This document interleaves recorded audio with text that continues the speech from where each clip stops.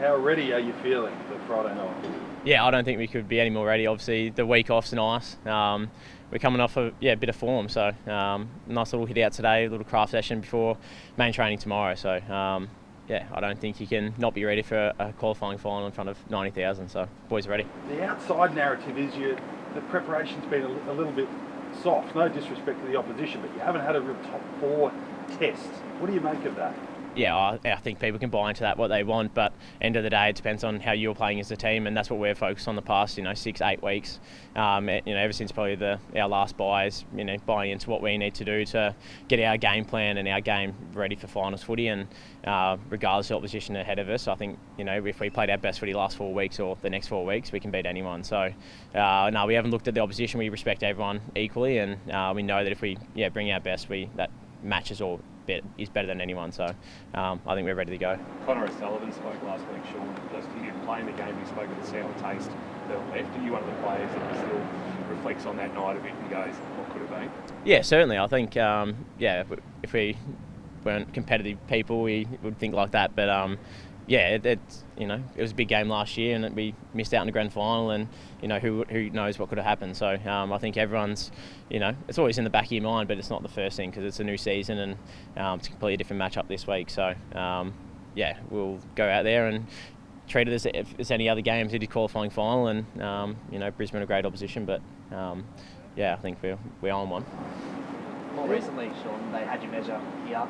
How much have you gone back and unpacked that game and really looked at how you can get over here this week? Yeah, no, we've looked at our game, and we certainly weren't at our best that night, and that was disappointing. And looking back at it now, there's a lot we can work on, and we have worked on the past couple of weeks. So I think that sets us up really well for this Friday night. It's obviously going to be at the MCG, which is a different ground to here as well, and I think we play it really well. And Brisbane have a bit of experience there as well over the past couple of years, but I think we've taken a lot of learnings out of last time we played them here, and you'll see different cats out there, that's for sure. You've lost the last 3 games against the Lions. What do you shape up to make sure that doesn't go before? I'm not going to give away too much, but no, it's just a few game plan adjustments. I think we gave them too much around the ball last time, and when they were pretty potent when they went inside 50. So as a team, we'll collectively be better, but hopefully we just hit the scoreboard and we score more as well, because I don't think we scored that much last time. So There was a bit of a secret drill today. We got just asked to go up the back for a little while, cameras off.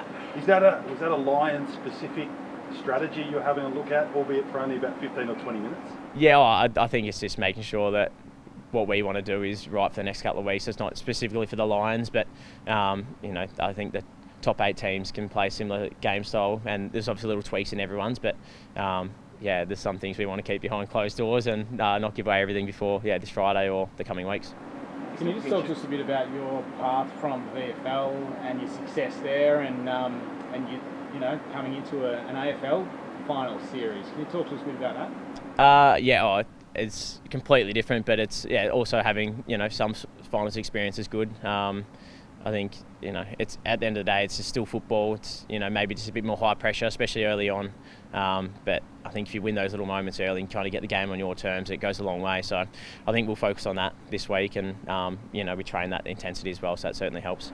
Still pinch yourself that 24 months ago this was a pipe dream that you'd be in this situation in the footy career. Yeah, I think you certainly look back and. You do pinch yourself, or me and my wife having conversations at home about how cool it is. But I think now that we're well and truly into it, that we are living in the moment and trying not to look too far back or too far forward. So it's cool that we're doing this interview right now. But by tomorrow we're keen for main session before Friday. Nice little accolade for yourself at the All-Australian Awards the other night. How does the young fraternity at Geelong embrace you? It's been interesting, but individually, it's nice. I think it's a nice achievement. For my first 2 years in AFL football, regardless of the age. And I'm still very inexperienced at AFL level, and I still feel quite young as it is. So I'll take that. But no, it's probably a credit to everyone, really. Like the boys I come in with, they're all 18-year-olds, and I got to live with them early on, and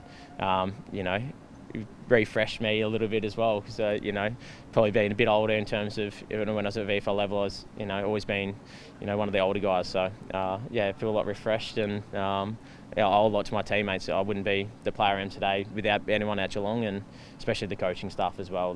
James Riley, Stephen King, obviously Scotty, James Kelly, like these guys put a lot of time into me, and I think that little acknowledgement is probably a tip of the hat to them more than myself individually. Another award recipient was Bailey Smith. He wasn't last year in that qualifying final, that final series even. Yep. How much better does he make your team? Oh, yeah, huge. I don't think one individual can make a massive difference, but he certainly has come in and filled a big hole. And we're very much a team orientated game, but when you've got superstars like that, they certainly make a big difference, and I think he will make a huge difference this Friday night, and he has all year. I think, as you mentioned, he got the Coach Association Player of the Year and obviously All-Australian first time, so it's amazing for him, an amazing achievement, but I certainly know he'll love a medal around his neck by the end of September rather than those accolades. Jeremy Cameron said that he had never been named a captain in his life when he went out on Thursday night. Yep. He does have a strong impact on the group though, doesn't he? Yeah, no, 100%. Another amazing achievement for him individually. You could argue that he's had the best individual season out of anyone in the AFL this year. I think he won the Coleman by 20 odd goals, and I don't see why he can't be named captain of the All-Australian team. We finished second on the ladder. We only had 2 in the All-Australian team, so I think he deserves it. But he's going to be huge this Friday night. Hopefully he can kick a few goals, and every time we get the ball in his hands, something good happens. So that goes for all our top players or anyone alike. But we'll certainly be hoping he has a big game. Maybe outside of Hawthorn, is the rivalry with the Lions about as strong as it gets? Yeah, probably more recently, isn't it? Yeah, the past couple of years. Obviously, they've been a good team for 4 or 5 years now, and I think we had their ledger, early 2020s, but. Well, I think probably the past 2 years they've probably had a measure. So, there's certainly a little bit more in it, but I think you could build up a rivalry with any team if you wanted to look back at as many results as you want. So, it's going to be an interesting game, and hopefully we can fill the stadium and they bring their crowd too. It'll be good. You describe yourself as inexperienced in the AFL. This is your second season in the AFL, second with the Cats, second finals campaign. Do you have to stop yourself from kind of taking it for granted that you're just going to play finals? You certainly don't take it for granted. I think probably last year you did because I come in late in the season and I hadn't played too much. But this year, spending another 12 months in the system and how hard it actually is to get to here, pre-seasons are bloody tough. So to get through that, and then obviously the regular season, you need a lot to go your way, and a lot has for us as a club. And I think we've set ourselves up as best we can for the next 4 weeks, and it's exciting, that's for sure. So certainly not taking it for granted though.